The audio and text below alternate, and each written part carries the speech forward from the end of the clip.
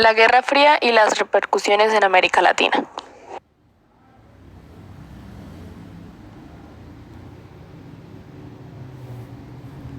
Empezaremos dando la definición de algunos conceptos. La Guerra Fría fue un enfrentamiento político e ideológico que dio inicio entre los años 1945 y 1947, luego de la Segunda Guerra Mundial, y concluyó con el fin de la Unión Soviética en 1991 tras la crisis económica que devino por la gran adquisición de armamento y la caída del muro de Berlín en el año 1989.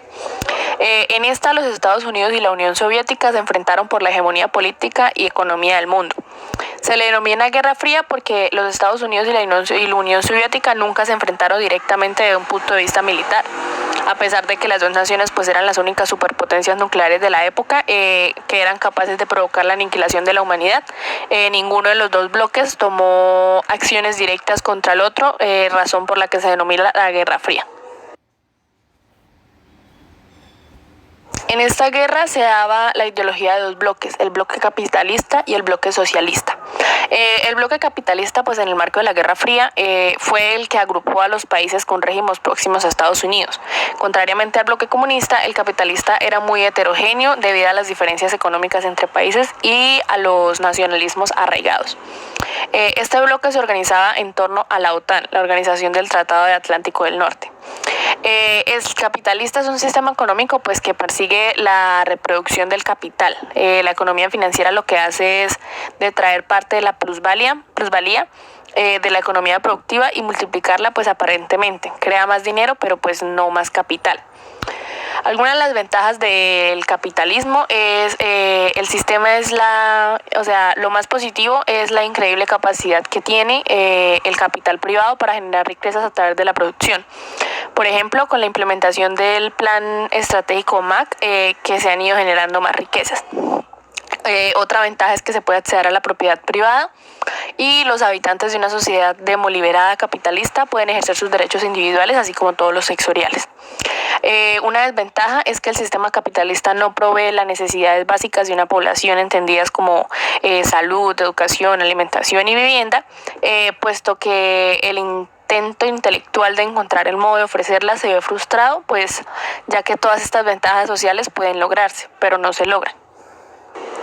El bloque socialista surgió como resultado de un proceso de reunificación que vivieron los diferentes grupos políticos de la izquierda. El socialismo básicamente es una ideología de economía política que defiende un sistema de control del pueblo hacia el gobierno, es decir, todo lo controlado a los trabajadores. Algunas ventajas del bloque socialista es que la propiedad privada se acaba, o sea, la propiedad de los medios de producción se acaba y con ellos las broncas que acarrean la pugna por ser propietario. Se van acabando las diferencias de clases sociales y con ellos pues los problemas derivados de su existencia. La salud se torna un asunto social y no un asunto privado y se garantiza trabajos para todos y no hay desempleados. Algunas de las desventajas del bloque capitalista socialista es las mentalidades empresariales y acumuladoras tienen que emigrar porque no hay lugar para ellos. Quien se encarga de esto es el Estado y el partido y pues eso crea a lo largo del tiempo un grupo de privilegiados. Y el que no tiene potencial o empeño es reencausado y algo dentro de sus posibilidades. El Plan Marshall fue una iniciativa de los Estados Unidos con la cual buscaba ayudar a Europa Occidental. En esta, los estadounidenses dieron ayudas económicas por valor de unos 12 millones de dólares, de unos 12.000 millones de dólares en la época, para la reconstrucción de aquellos países de Europa devastados tras la Segunda Guerra Mundial. El plan estuvo en funcionamiento durante 4 años, desde 1948. Y los objetivos de Estados Unidos eran reconstruir aquellas zonas destruidas por la guerra, eliminar barreras al comercio, modernizar la industria europea y pues hacer próspero el nuevo continente. Todos estos objetivos estaban destinados pues a evitar la propagación del comunismo y que tenía una gran creciente influencia en Europa de posguerra.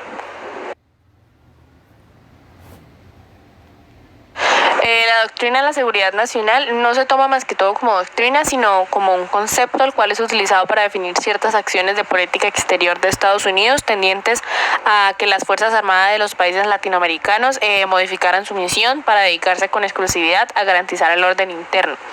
Esto con el fin de combatir aquellas ideologías, organizaciones o movimientos que dentro de cada país pudieran favorecer o apoyar al comunismo en el contexto, pues esto en el contexto de la Guerra Fría, legitimando la toma del poder por parte de las Fuerzas Armadas y la violación sistemática de los derechos.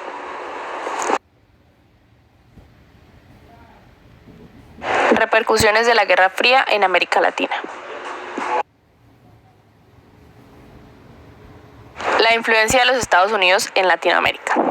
Durante la Segunda Guerra Mundial, en 1939 y 1945, Estados Unidos comenzó a ejercer un liderazgo geopolítico en el continente americano, que se expresó en la creación de organismos, tratados y pactos que señalaron la hegemonía estadounidense. Históricamente hablando, las relaciones bilaterales entre los Estados Unidos y los diferentes países de América Latina han sido multifacéticas y complejas. En ocasiones se definen por una fuerte cooperación regional y en otras se llenan de tensión y rivalidad económica y política. Aunque las relaciones entre los gobiernos de los Estados Unidos y la mayor parte de América Latina pues fueron limitadas antes del finales del siglo XIX, durante la mayor parte del siglo XX, los Estados Unidos han considerado extraoficialmente a partes de América Latina como partes de su esfera de influencia. Y durante gran parte de la Guerra Fría compitió activamente con la Unión Soviética para influir en el hemisferio occidental. Desde la Segunda Guerra Mundial hasta la década de 1970, la relación entre Estados Unidos y Latinoamérica estuvo determinada más que todo por la presunción hegemónica de Estados Unidos, o sea, es decir, la idea de que este país tenía el derecho de incitar en la solidaridad, por no decir sumisión, política, ideológica, diplomática y económica de todo el hemisferio occidental. La influencia de Rusia en América Latina.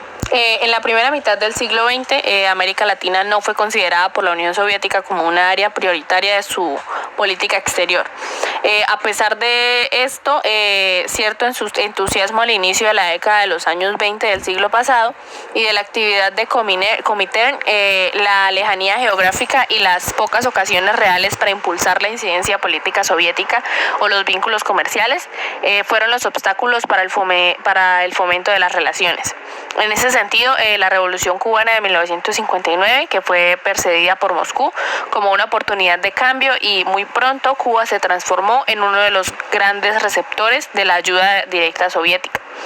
Durante la Guerra Fría, la URSS pues también apoyaba a otros regímenes de la izquierda en la región. Sin embargo, pues a finales de la década del 80, el apoyo y la influencia de Moscú en América Latina disminuyó significativamente.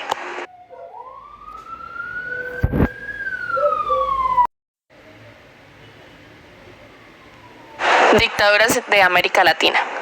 Naciones como Cuba, Paraguay, Chile, Argentina y Panamá, entre otras, sufrieron la opresión de autócratas que dibujaron periodos de miedo cargados de presos políticos, violaciones de derechos humanos, paramilitarismo, restricción de la libertad de prensa, represión de la libertad individuales, etc. Sin embargo, pues como todo, entrañados los años 90, estos dictadores pues afortunadamente desaparecieron. Algunos dictadores que América Latina tuvo durante el siglo XX y parte del siglo XXI fueron Fulgencio Batista, que fue dictador de Cuba; Augusto Pinochet, que fue el dictador de Chile; Jorge Videla, que fue dictador de Argentina; Alfredo Stroessner, que fue dictador de Paraguay; Hugo Banzer de Bolivia; Anastasio Somoza de Nicaragua; Francois Duvalier de Haití; Alberto Fujimori de Perú, entre otros. Algunas dictaduras que se podría decir que aún permanecen serían en países como Corea del Norte, Cuba, Venezuela, que son como los más reconocidos. Las repercusiones o efectos que tuvo la Guerra Fría en Colombia en la formación de las guerrillas. La Guerra Fría resultó fundamental en las asesorías económicas y militares prestadas por la administración norteamericana desde el gobierno de John Fitzgerald Kennedy bajo la doctrina de seguridad nacional, permitiendo la modernización de la infraestructura militar, de lo cual se benefició las FARC al mejorar las instalaciones y capacidades de sus unidades aéreas. En el plano internacional, la Revolución Cubana había dado dimensión continental a la lucha guerrillera colombiana, representando una grave amenaza para la existencia de la democracia. Pero los cambios operados en las Fuerzas Armadas después del Bogotazo, cuando se dedicaron primordialmente al mantenimiento del orden público, evitaron que se saliera de control. Entre 1961 y 1990 aparecieron en Colombia varios grupos armados de la izquierda.